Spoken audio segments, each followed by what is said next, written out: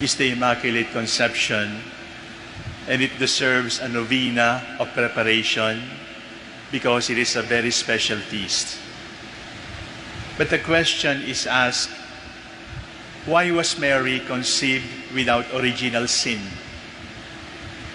Why was Mary conceived without sin? And the answer is simple, because Jesus was conceived by the Holy Spirit. If Jesus was conceived by the Holy Spirit, the mother needed to be prepared, conceived without original sin. In other words, everything about Mary comes from Jesus. Everything about Mary is because of Jesus. Because separated from Jesus, Mary would be an ordinary woman. Separated from Jesus, Mary would not even be worth our second look.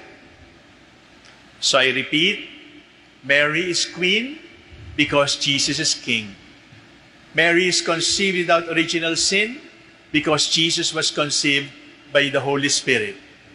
Everything about Mary is Jesus. Any praise given to the Virgin Mary is only a shadow of what we give to Jesus. If Jesus does not have a shadow, then Mary does not need praise. Everything we give to the Virgin Mary is simply to honor the Son. You know, my dear brothers and sisters, if somebody honors your mother and you feel good, that is normal. If somebody honors your mother and you feel jealous, that is sick. You are a sick son, you are a sick daughter to be jealous of your mother. Because any good child feels good when the mother is praised. In the middle of the Mass, we are going to say, through Him, with Him, in Him. That is called doxology.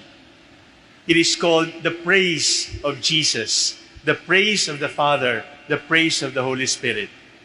Through Him, with Him, in Him. If the praise of Mary is only a shadow of the praise given to Jesus, then let us look at those three words. Through her, with her, in her. Through. How did Mary become such? For only one reason. Awa ng Diyos.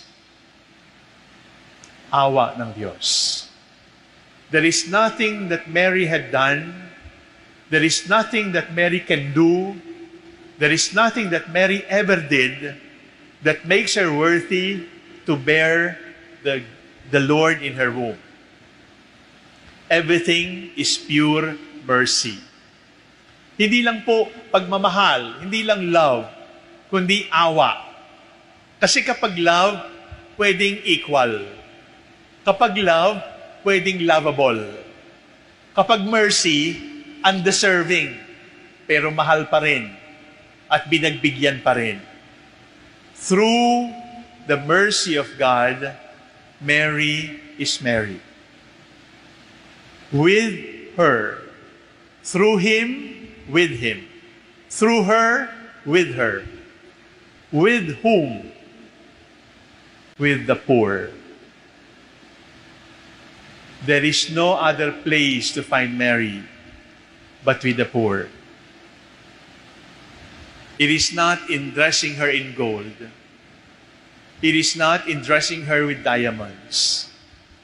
But it is in looking for her in the eyes of the poor, in the lives of the poor, in the stomachs of the poor, in the lonely hearts of the poor, that you can find Mary. Separated from the poor, Marian devotion becomes scandalous. All devotion to Mary must lead to Jesus. And all devotion to Mary must lead to Jesus, the poor. It must lead to Jesus, the poor. Because the poor are our masters. The poor are our kings.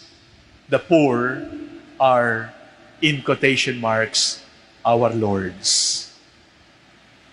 Through Him, with Him, in Him. Through her, with her, in her. Through mercy, with the poor. In where? In here, in the heart. We cannot be children of Mary by the body because she can only give birth to one. But we are all children of Mary by the soul because our souls were begotten from her soul, and our soul is her favorite place here on earth. Because in our soul is Jesus, and where Jesus is, Mary will always be there. Where do you want to find Mary? Look into your heart, because your heart is her favorite place. But where can you find Jesus? Look into the heart of Mary, because into the heart of Mary, you will find no one else but Jesus. If you're looking for Jesus, look at Mary. If you're looking at Jesus, Mary will only be inside Him, nowhere else.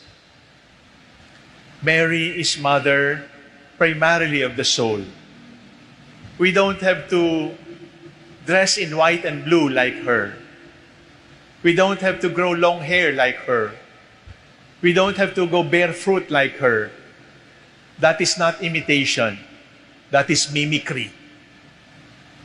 Imitation of Mary is imitating her heart, giving your heart to her, and allowing Mary to replace your heart with her own heart.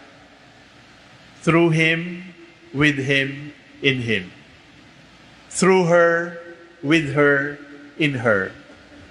Through mercy, with the poor, in our hearts. That is where Mary is. As we prepare for her feast, the Immaculate Conception, let us make sure that we become children of mercy, because that is our nature. Let us make sure that the poor have a place in our festivities, because the poor are our masters. Let us make sure that the heart is only the place where Mary can stay, and let no one and nothing ever possess that heart. Mary conceived without original sin.